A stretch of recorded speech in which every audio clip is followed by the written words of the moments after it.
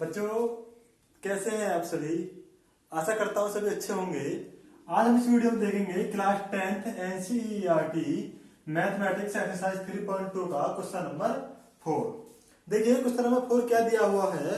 Which of the following pairs of linear equations are consistent और inconsistent. If consistent obtain the solution graphically.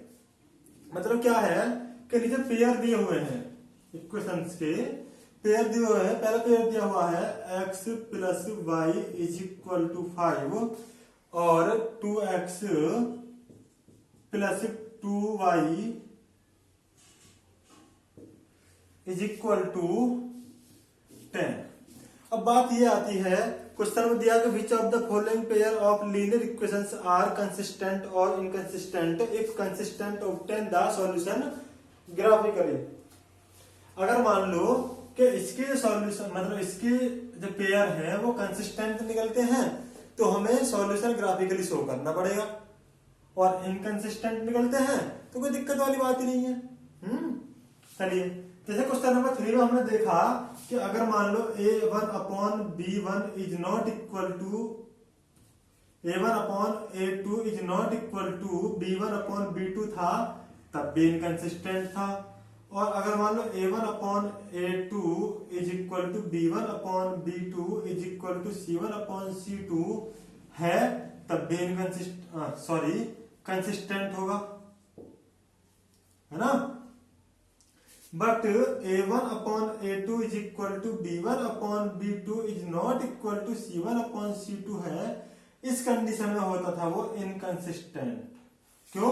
क्योंकि इस वाली condition में हमें कोई भी सॉल्यूशन नहीं मिल पाता है। इसलिए अगर मान लीजिए हमारे ये पेयर कैटेगरी फर्स्ट में बिलोंग करते हैं या कैटेगरी सेकंड में बिलोंग करते हैं तो हमें थोड़ी समस्या देखने को मिलेगी। क्यों? क्योंकि हमें ग्राफिकली शो करना पड़ेगा इनका आंसर। और अगर ये वाली कंडीशन मिलती है तो फिर तो समझ लो अच्छी बात है, हमें ग्राफिकली शो करने की जरूरत नहीं है ना। चलिए देख लेते हैं पेयर। गर्मी, देखिए यहां से हमने देखा a1 इज इक्वल टू 1 है, b1 इज इक्वल टू 1 है, c1 इज इक्वल टू -5 होगा। देखिए 5 इधर प्लस का है, इधर जाएगा माइनस का हो जाएगा। इस वाली क्वेश्चन को हम लिख सकते हैं x plus minus 5 is equal to 0, है ना। x plus y minus 5 is equal to 0। 5 plus का है, इधर जाएगा माइनस का हो जाएगा, 0 के इक्वल होगा। क्यों? क्योंकि हम कुछ नहीं बचेगा, 0 हो जाएगा, है ना। तो ये होगी ये वाली। अब यहां से हम ऐसे देख लेते हैं, इसे लिख सकते हैं 2x plus 2y minus 10 is equal to 0 लिख सकते हैं। तो a2 is equal to 2, b2 is equal to 2, c2 is equal to -10, a b c। Clear है? अब देख लेते हैं ratio. a1 upon a2 is equal to क्या होगा, देखिए 1 upon 2। b1 upon b2 is equal to क्या हुआ, 1 अपॉन 2। b1 की वैल्यू 1 है, b2 की वैल्यू 2 है। और ऐसे c1 upon c2 is equal to -5 upon -10, minus से माइनस खत्म, 5 से डिवाइड किया 1 अपॉन 2 आ गया। क्यों? 5 1 5, 5 2 10, यानी 1 अपॉन 2। हमने क्या देखा, a1 upon a2 is equal to b1 upon b2, है ना, दोनों इक्वल है। और ये हमने क्या देखा कि तीनों ही इक्वल है। a1 upon a2 is equal to b1 upon b2 is equal to c1 upon c2, तीनों ही रेशो इक्वल हैं। तो ये कंडीशन हो जाती है हमारी कंसिस्टेंट वाली, है ना। अब ये कंसिस्टेंट वाली वैल्यू है या कंसिस्टेंट वाली सिचुएशन है, और हमें क्या करना होगा, इसके सॉल्यूशन ग्राफिकली शो करने होंगे। तो ग्राफ बना लेते हैं। अब क्या बना ले, ग्राफ। ग्राफ बनाने से पहले हमें करना क्या होगा, चलिए देख लेते हैं। 2 सॉल्यूशन लेने पड़ेंगे हमें, 3 सॉल्यूशन। इस इक्वेशन के लिए हम सॉल्यूशन ले लेते हैं। क्या करें, एक टेबल बना ली x y। अब अगर मान लीजिए, समझे जरा कि x plus y is equal to दिया हुआ है 5, है ना। अगर मान लो हम y की वैल्यू 1 ले लेते हैं, y की वैल्यू 1 ले लेते हैं तो x की वैल्यू क्या आ जाएगी? 4 आ जाएगी। आ जाएगी नहीं आ जाएगी? y की वैल्यू 1 ले ली, प्लस का हो जाएगा माइनस का हो जाएगा, 5 में से 1 माइनस किया तो 4 हो गया, तो x की वैल्यू क्या आ गई? 4। ऐसे अगर मान लो y की वैल्यू 2 ले लेते हैं तो ये हो जाएगा 3, और अगर 3 ले लेते हैं तो आएगा 2 है। y की वैल्यू 2 ली, 2 प्लस का हो जाएगा माइनस का हो जाएगा 2, 5 में से 2 माइनस किया 3, 5 में से 3 माइनस किया 2। ठीक है, ये तो हो गया इसके लिए। अब हम इसके लिए को बना लेते हैं। ये हो गया आपका x, ये हो गया आपका y। x की वैल्यू यहां पर रख लेते हैं, y की यहां पर। देखिए कंडीशन क्या है, अगर हम चाहें तो क्या कर सकते हैं, 2 कॉमन ले लें। 2 कॉमन लिया तो x plus y is equal to 10, x plus y is equal to 10 upon 2। 2 multiply हो जाए डिवाइड में तो हो गया आपका 5, यानी x plus y is equal to 5। Same to same वही सॉल्यूशन यहां पर आ जाएंगे, है ना। इक्वेशन सेम होगी नहीं होगी दोनों। अब बना लेते हैं ग्राफ। ग्राफ बनाने के लिए क्या करें, लाइन खींच लें, है ना। ये हो गया आपका y एक्सिस, ये हो गया आपका x एक्सिस, ये हो गया आपका 0.1 2 3 4 5 6, 1 2 3 4 5 6, 1 2 3 4 5 6, 1 2 3 4 5। ठीक, प्लस का 1 प्लस का 2 प्लस का 3 4 5 6, minus 1 minus 2 minus 3 minus 4, minus 1 minus 2 minus 3 minus 4, 1 2 3 4 5 6।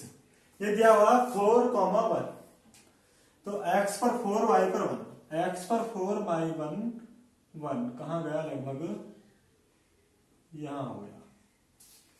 3 और 2, 3 x पर और 2 y पर, यहां हो गया। 2 और 1, 2 x पर और 3 y पर कहां हो गया, यहां हो गया। लाइन खींच लेगी, खींच गई।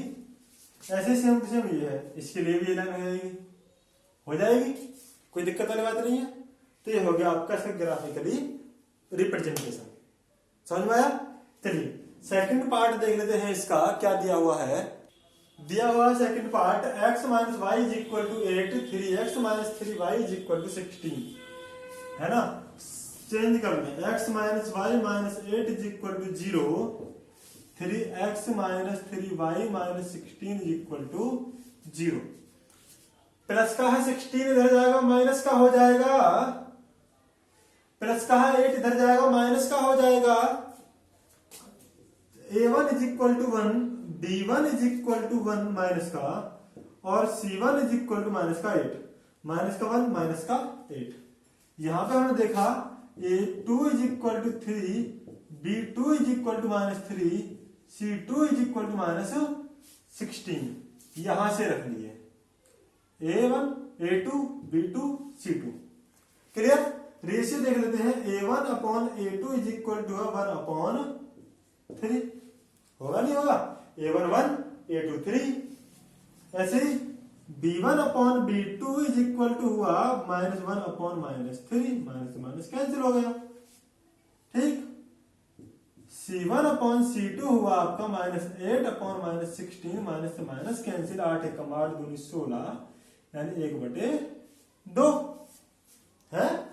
तो हमने क्या देखा कि a1 अपॉन a2 तो आया 1 अपॉन 3, b1 अपॉन b2 आया 1 अपॉन 3, लेकिन c1 अपॉन c2 आया 1 अपॉन 2। कंडीशन ये होगी a1 upon a2 is equal to b1 upon b2 is not equal to c1 upon c2, कि a1 और a2 का रेशियो b1 अपॉन b2 के equal तो है, लेकिन c1 अपॉन c2 वाला जो रेशियो है इन दोनों के इक्वल नहीं है। जब नहीं है तो क्या होगा, so a1 upon a2 is equal to b1 upon b2 is not equal to c1 upon c2। होगा क्या, the pair of linear equation is क्या होंगे, इनकंसिस्टेंट। क्या होंगे ये? इनकंसिस्टेंट। क्यों? क्योंकि ये होता है आपका पैरेलल लाइन, और जब पैरेलल लाइन होगा तो ये आपस में कहीं मिलेंगे नहीं, और आपस में कहीं मिलेंगे नहीं तो इन्हें कोई आंसर भी नहीं मिलेगा। इनकंसिस्टेंट के अंदर चला गया। बहुत अच्छा हुआ, ग्राफ नहीं बनाना पड़ा। चलिए थर्ड पार्ट देख लेते हैं इसका। थर्ड दिया हुआ है 2x plus y minus 6 is equal to 0, 4x minus 2y minus 4 is equal to 0। ठीक है, अब इसके देख लेते हैं पहले हम। a1 इज इक्वल टू दिया हुआ 2, b1 इज इक्वल टू दिया हुआ है 1, और c1 इज इक्वल टू दिया हुआ माइनस 6 है ना। देखिए a1 हो गया 2, b1 हो गया 1 और c1 हो गया माइनस 6। ऐसे यहां पर देखते हैं हम कि a2 दिया हुआ है 4, b2 दिया हुआ है माइनस 2, c2 दिया हुआ है माइनस 4, a2 b2 c2। अब ऐसे देख लेते हैं a1 upon a2 is equal to क्या होगा। a1 दे रखा 2 और a2 दे रखा 4, डिवाइड करते हैं 2 1 जा 2, 2 2 जा 4, यानी 1 upon 2। b1 upon b2 is equal to हो गया, b1 दे रखा है 1, b2 दे रखा है माइनस 2, है ना। देखिए यहां पर तो सीधी सी कंडीशन ही आ गई, a1 upon a2 is not equal to b1 upon b2 हो रहा है ना। a1 अपॉन a2 दे रखा है 1 अपॉन 2 और b1 अपॉन b2 दे रखा है 1 अपॉन माइनस 2। तो a1 upon a2 is not equal to b1 upon b2। जब a1 upon a2 not equal to है b1 अपॉन b2 के, तब क्या होगा, ये दोनों पेयर होंगे आपके कंसिस्टेंट। क्या होंगे? कंसिस्टेंट होंगे। और जब कंसिस्टेंट होंगे तो हमें इसे सॉल्यूशन ग्राफिकली शो करना पड़ेगा, और ग्राफिकली शो करने के लिए सबसे पहले हमें 3 सॉल्यूशन दोनों ही इक्वेशंस के चाहिए हैं। चलिए यहां तक ड्रॉप कर लें, सॉरी यहां तक नोट कर लें। चलिए अब करना क्या होगा, ये बना दिया हमने इसका x y, 3 सॉल्यूशन में चाहिए। यहां से कैसे निकाल सकते हैं, दिया हुआ है 2x plus y minus 6 is equal to 0, है ना। तो 2x इज इक्वल टू हो जाएगा, देखिए माइनस का 6 उधर जाएगा, प्लस का हो जाएगा, प्लस का y है उधर जाएगा तो माइनस का हो जाएगा। अब 2 तो मल्टीप्लाई में है, उधर ले जाएंगे तो किसे पहुंच जाएगा, ये डिवाइड में। समझिए। अब क्या करें, अगर मान लो अब हम y की वैल्यू रख देते हैं 0, y की वैल्यू रख देते हैं 0, तो क्या होगा 6 माइनस 0 अपॉन 2, यानी 6 में 0 गया, 6 ही बचा अपॉन 2, 2 से डिवाइड किया 6 को 3 टाइम जाएगा। सिंपल सी बात है, ठीक है। अच्छा अब की बार हम क्या करें, अब हम रख लेते हैं 2, y की वैल्यू क्या रख लें 2। अगर हम y की वैल्यू 2 रखते हैं तो 6 माइनस 2 अपॉन 2, यानी होगा क्या कि 6 में से 2 माइनस के 4 अपॉन 2, यानी 2 बार जाएगा। ठीक, 2 टाइम ये इसका डिवाइड हो जाएगा तो ये आ गया 2। सिंपल सी बात है। अब हम क्या करें, अब की बार देख लेते हैं हम y की वैल्यू 4 रखते हैं, y की वैल्यू 4। अगर हम y की वैल्यू 4 रखेंगे तो 6 माइनस 4 अपॉन 2, 6 में से 4 माइनस किया तो आ गया आपका 2 अपॉन 2 और 2 वन जा 2, यानी x की वैल्यू क्या आ गई 1 आ गई। समझ में आया? ठीक है। अब निकाल लेते हैं इसके लिए, ये हो गया आपका x, ये हो गया y, 3 सॉल्यूशन हमें इसके चाहिए है। ऐसे ही क्या करें, देखिए x इज इक्वल टू क्या होगा, हम लिख लेते हैं 4x, 4 माइनस का इधर जाएगा प्लस का हो जाएगा, माइनस का 2y उधर जाएगा प्लस का हो जाएगा। ठीक, ठीक है ना। अब 4 मल्टीप्लाई में है, उधर जाएगा तो डिवाइड में हो जाएगा, तो क्या होगा आपका 4 प्लस 2। अब हम क्या करें, अगर मान लीजिए x की वैल्यू रख देते हैं हम 2, x की वैल्यू अगर हम रख देते हैं 2x की नहीं y की, सॉरी y की वैल्यू रख देते हैं हम 2, तो y की जगह 2 रख दिया अपॉन 4, यानी 4 प्लस 2 2 इज 4 अपॉन 4, और 4 4 हो गया आपका 8 अपॉन 4, यानी कितना गया 4 2 जा 8, यानी 2 टाइम गया। यानी y की वैल्यू अगर हम 2 रखेंगे तो x की वैल्यू भी क्या आई 2 हो गया। ठीक है। अब क्या हम क्या करें, सॉरी लाइट चली गई थी जरा। देखिए अब अगर मान लीजिए हम y की वैल्यू रखते हैं 0, क्या रखते हैं 0, y की वैल्यू अगर हम 0 रखते हैं तो 4 प्लस 2 इंटू 0, और 0 की मल्टीप्लाई हुई तो गायब हो गया है जी, अपॉन 4 और 4 बन जा 4। अगर हम y की वैल्यू 0 रखेंगे तो x की वैल्यू आ जाएगी आपकी 1। ठीक है, चलिए अब की बार हम रख लेते हैं, क्या रख लें हैं, y की value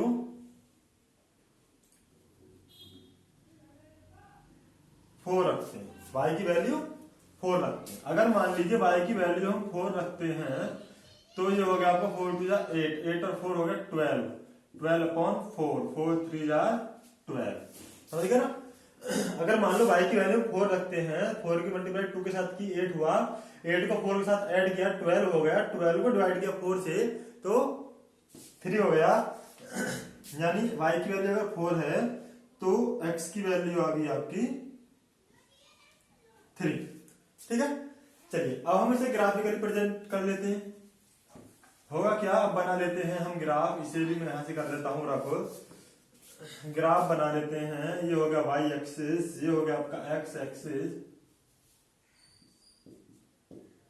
x dash y dash, highest number 4 दिया हुआ, चलिए 1 2 3 4 5 6, 1 2 3 4 5, 1 2 3 4 5, 1 2 3 4 5। ठीक है, तो प्लस का होगा, पता ही सबको, प्लस का 1 2 3 4 5 6, ये माइनस का 1 माइनस का 2 माइनस का 3 4 माइनस का 5, प्लस का 1 2 3 4 5 और माइनस का 1 माइनस का 2 माइनस 3 माइनस 4 माइनस 5। ठीक है, अब देख लेते हैं, दिया हुआ है 3,0, x की वैल्यू 3 दे रखी है, y की वैल्यू 0 दे रखी है, तो ये हमारा बन गया 3,0, यानी x एक्सिस पर हमें 3 देखना है, y एक्सिस पर हमें 0 देखना है, तो x एक्सिस पर 3 यहां होगा, y पर 0 यहां होगा, तो ये कहां गया, ये वाला पॉइंट बन गया। ठीक है, लिख लेना नेम 3,0, 2,2, यानी x पर भी 2 y पर भी 2, x पर भी 2 y पर भी 2, ये आ गया आपका यहां। ठीक है, उसके बाद 1,4, यानी x पर 1 और y पर 4, x पर 1 y पर 4, ये हो गया आपका यहां। ठीक है, और ये हो गया आपका यहां, लाइन खींच लेंगे। ठीक, अब होगा क्या, इसे देख लेते 2,2, x पर भी 2 प्लस का, y पर भी 2 प्लस का, यही हो गया। ठीक है, 2,2 1 0, x पर 1 y पर 0, कहां होगा, यहां होगा, प्लस का 1 हो गया x पर, 0 हो गया y पर, यहां आ गया 3,4, तो 3,4 x पर 3 y पर 4, ये हो गया आपका यहां 3,4। ठीक है, अब इन तीनों पॉइंट्स को मिला, इन तीनों पॉइंट्स जब मिलाएंगे तो ये आया यहां से होता हुआ, ये क्या है 2,2, x की वैल्यू भी 2 आ गई और y की वैल्यू भी 2 आ गई। जिस पॉइंट पर एक दूसरे को लाइन क्रॉस करती हैं वही इसका आंसर होता है, x की वैल्यू भी 2 आ गई और y की वैल्यू भी 2 आ गई।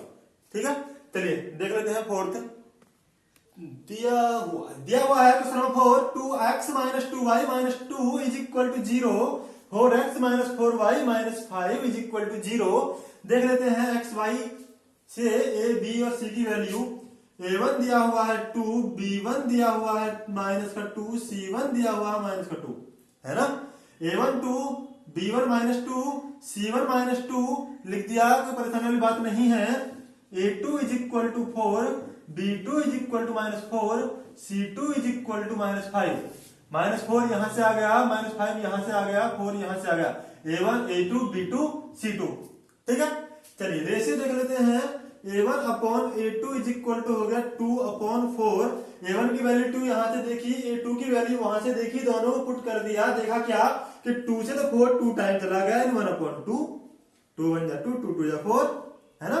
ऐसे ही b1 upon b1 upon b2 is equal to आ गया आपको माइनस 2 अपॉन माइनस 4, माइनस से माइनस खत्म, 2 1 जा 2, 2 2 जा 4, यानी 1 अपॉन 2, माइनस 2 माइनस 4, माइनस से माइनस खत्म, 2 1 जा 2, 2 2 जा 4, हो गया 1/2। अब देख लेते हैं C1 upon C2 is equal to, C1 दे रखा है -2, C2 दे रखा है -5, माइनस से माइनस कैंसिल, ये हो गया आपका 2/5, 2/5 आ गया ना। तो कंडीशन क्या हुई, ये वो आपका A1 upon A2 is equal to B1 upon B2 is not equal to C1 upon C2। A1 upon A2 1/2 है, B1 अपॉन B2 1/2 है, C1 अपॉन C2 2/5 है। इसका मतलब ये दोनों तो इक्वल है, ये अलग चला गया। और जब ये अलग चला गया तो क्या हो जाएगा, लिख देंगे so the linear pair of equations is